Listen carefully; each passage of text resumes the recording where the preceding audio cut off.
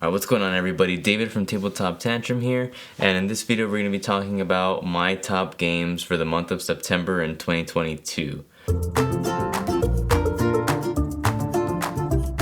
Alright, so it's been around 3 weeks since TableTopTantrum started and the whole channel started, but 3 weeks has not been the amount of time that I've actually been playing board games. I've been playing board games for a while now, for a couple years. However, there have been a few highlights in September. Actually, my top game for the month, I was just introduced to it not even a month ago, 3 weeks ago, and it's already spread to so many of my board gaming friends. And as soon as I would introduce them to it, the next day or even a couple hours after we play, I'd get a text from them saying, I just ordered the game. I'm just like, oh my god. But you'll find out more about that game. Let's not wait any longer and let's just get right into it. Alright, to start it off, I have 2 honorable mentions. These are games that surprised me, and I definitely didn't play them as much as the other games, but still I felt like I had to give them a shout out because I definitely look forward to playing them in future game nights. Alright, so the first honorable mention goes to Scythe. So Scythe does a really good job of appearing to be complicated. However, this is one of the few games that I was actually able to read through the whole rule book and actually feel comfortable playing the game. There was a couple things that I did need to clarify, watch someone else do it, but for the most part I was up and running with this game. After just reading that rule book, it did a really good job of outlining all the turns, how the game flows, what characters or what figures do what. So I played this game around 3 times this month, and each one of those games definitely had a lot of those high moments, especially in the mid to late game. Since combat is few and far between, when it does happen, it's pretty tense because you only get 2 stars from combat, unless if you're that one warmongering faction, then please be careful. But even then, that person who you think is going to be fighting everybody still has to manage their power resource. And this game definitely gave me PTSD for those tunnel tiles. You might think that you have access to the whole map and you're going to take the factory, you're going to take that one fuel resource that you need to complete your objective cards. Then you look and there's 2 other factions just waiting for you. And if you attack one, then the other one's just going to sweep in. And because you're already weakened, there's a push-pull there that I really love. But this game has been really cool, and I look forward to playing it a lot more. And then my second honorable mention is gonna be Dead of Winter. So the reason Dead of Winter is on the honorable mentions list is because it really surprised me. So I got this game when it first came out. I had also just gotten Eldritch Horror, so I was really into the horror theme. And back then, this was the trending game on BGG, and it really appealed to me and I got it. However, I played it once and just nothing. After that one playthrough, I was kind of let down and it just sat on my shelf for about 6 years.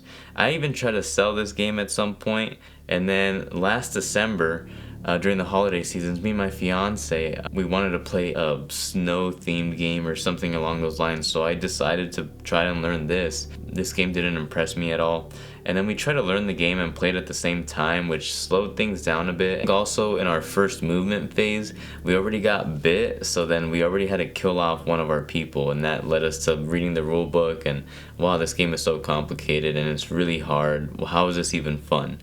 Right? So that was my second bad experience with it.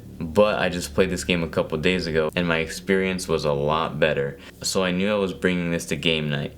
So I watched every single how to play video that I could, made sure I had all the rules, I read the rule book, and by the end of the second round, everybody else, we did a 3-player game.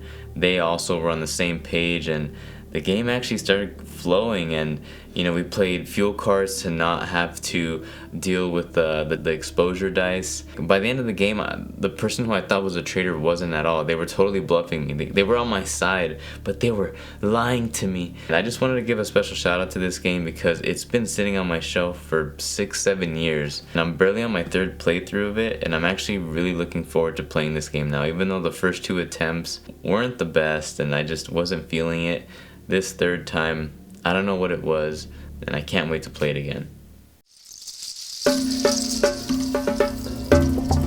Alright, so now we're going to be going to the top 3 games that I played in September, and number 3 is going to be The Quest for El Dorado.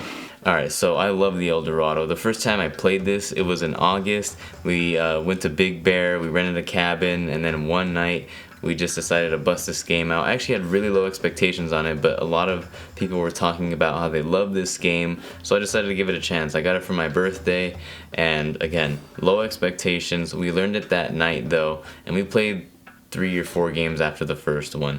It was super easy to learn. This is one of those games that I feel should be in almost everybody's collections. The things that are great about it, it's easy to pick up, it's easy to set up, and then it's easy to clean up. This is one of those games that you could probably bring out if you have an hour lunch and just bust out a game in that amount of time, and then just go back. And don't let the simplicity of this game fool you, because it's really competitive, and there's been so many instances where me and my friends just pull our hair out. Ooh. Yeah, I was going out. Yeah. 2. Okay. Then I got 2 gold. I want to spend that on something. I can't even spend it on anything. Dude, just fucking get there. You gotta get there. You gotta stop buying shit. I'm gonna discard these 2, and that's it. That's my turn. Oh yes! Oh yes! Because there's somebody's blocking our path. Fuck. Fucking David's in the way. Or somebody bought the captain and we can't move along the water anymore. Use my captain right here. And go 1, 2, and 3. I'm gonna hit you with the machete across the neck. Holy shit, dude! Joe like And I'm gonna go went from here. one side of the board to the other in one turn. Or also the times where you try to push your luck by buying your way through the desert while everyone is just playing their machetes. Go 6. Fuck, I shouldn't even have to do that. 6, 7, 8, 9. 1, 2, 3, 4, 5, 6, 7, 8, 9. Whoa! You saw it here, folks. But yeah, we played this game so much, and after that initial playthrough at the cabin, for the next 3 weeks up until we played the #1 game, this was our go-to game for game nights. And no matter how many games we played that night, we had to make sure that we got at least a game of El Dorado in. 2. Paddle. Oh. You see that, right? Yeah, oh. Boom, baby! And if you're definitely looking to getting into the hobby and just kind of ease your way in, definitely pick up Quest for El Dorado. It's such a great game. It's easy to pick up. I think we even introduced it to one of my friend's daughters, and she picked it up in a couple turns too, so it's very family friendly. And that is Quest for El Dorado. Such a great game. Alright, so my next top game for September, which is number 2, is going to be Marvel Champions. And I have the Red Skull pack here for good reason. See, I have a love-hate relationship with this game as of late. When I started Tabletop Tantrum, I love this game so much, and I knew that I wanted to have playthroughs of it on the channel, which I actually do have one. It's against Red Skull, which is the villain that we're going to be talking about. So I got my ass handed to me when I played Red Skull. That playthrough that you watch is my 3rd playthrough, my 3rd solo playthrough. I had just been gifted Gamora and I saw her deck, and it was like boom, boom, boom, attack, thwart, yeah, I'm just gonna rush Red Skull, fuck Red Skull. He's part of the first villain expansion, he ain't shit. So I went in with that mindset and I couldn't beat him. I just couldn't beat him, and as you see, I lost in 3 turns. So after that, then I told my friend about it, that one who actually got me into Marvel Champions.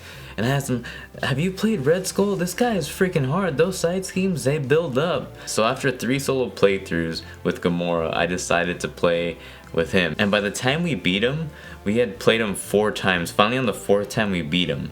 So for those 2-3 player games, I decided to go with Spider-Ham. You know, we lost the first one. The second one we got smoked.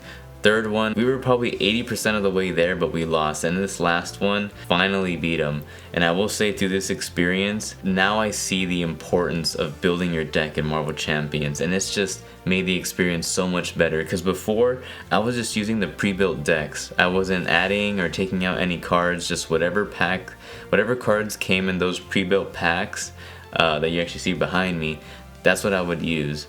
Turns out that there's a whole other realm of, you know, playing your cards right and just building those combos. Like with Spider-Ham, the thwip And then the Petulant Pig combo is awesome, because with the Thwip Thwip, you take 1 damage to Spider Ham if he's in hero form, then he gets a tune counter, right? And then you get a stun up to 2 enemies, so you stun the villain, da da da da da. You play Petulant Pig, which has the villain attack you, but you take off the stun and then you draw 3 cards. Now you have more accessibility. One of my favorite combos. So just building my Spider Ham deck around that just made this experience so much better. You know, I went to the Marvel card database website, found a deck on there, and then with each playthrough throughout those four playthroughs, I just continue to improve that deck. I'll actually put the link in the description to my Spider Ham deck. It's a Spider Ham protection deck. This experience with Marvel Champions has just opened up the whole Fantasy Flight trio for me, the Marvel, Lord of the Rings, and Arkham Horror, which I am going to be uploading an Arkham Horror playthrough of the Dunwich Legacy pretty soon. And sure enough, I decided to take the time and build decks for that as well. And then also I want to address that people say that Marvel Champions, one of the criticisms is that it doesn't have as much finality or a sense of accomplishment. Like, the game just ends. It's not like Arkham where there's this whole story, you read this text, oh my god, this is what happens to my character. I think going through this and just having that challenge of trying to go through Red Skull 7 times, coming closer and closer each time to beating him, and to finally actually beating him, it felt so rewarding. It was such a great feeling. I remember playing that last card, it was my turn, I beat him. And after that, I felt like I really earned it, and it was such a great feeling. I called my fiance, I was like, babe, Jeremy and he played Nova, so it was Nova and Spider-Ham, we finally beat him. That's why this is my number 2 pick, is even though I had such a hard time playing it and getting through Red Skull, by the end of finally beating him, I felt like I really deserved that victory, and that's why this is number 2.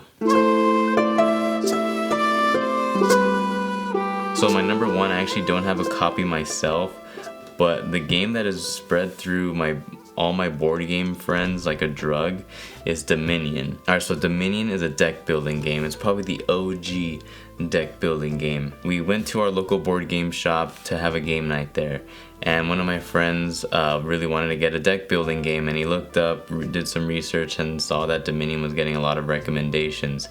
So he went and bought it. Next week, they went ahead and played it. I couldn't. And then as soon as that first playthrough happened, they all texted me saying, David, you gotta fucking play Dominion. You gotta fucking play Dominion. Which is there, Dutchie's there, Doochies, Woochies, all this stuff. Then I saw why this game was so good. This game is so good that every time I introduce this game to one of my other board game friends, they text me either the next day or even hours after saying, I just bought my copy. But Dominion is such an easy game to get into. Just like Dorado, you start off with resources, but instead of racing, you're building up your province or your area. So you buy provinces, duchies, estates. You have, with the gold, you buy other cards. Just don't buy militias. Oh my god, the militias. I have PTSD from militias. From Tunnels and Scythe and militias. I fucking hate militias. This might also be a game that should be in almost everybody's collection, at least in my opinion. It's the OG deck builder. It's really easy to get into. There's tons of support. It's still being supported to this day. What's not to like? And everybody that I've introduced it to has loved it and ordered their own copy. So there's something to be said about that. You'll always have a great time. The hard thing is just figuring out what to do with some of the cards. There's actually, if you watch the playthrough that I uploaded in the channel, about in the midsection, one of the chapters, it's the chapter that says Joe plays a swindler. If you look at that, we get into a huge argument over what the swindler does, and I'll let you just watch that so you can hear our 10-minute long conversation. And it turns out that Joe was actually the right one and everybody else in the table was wrong. Alright, so that's it for my top board games of September. I'm definitely looking forward to the October season. Games that I anticipate playing this month.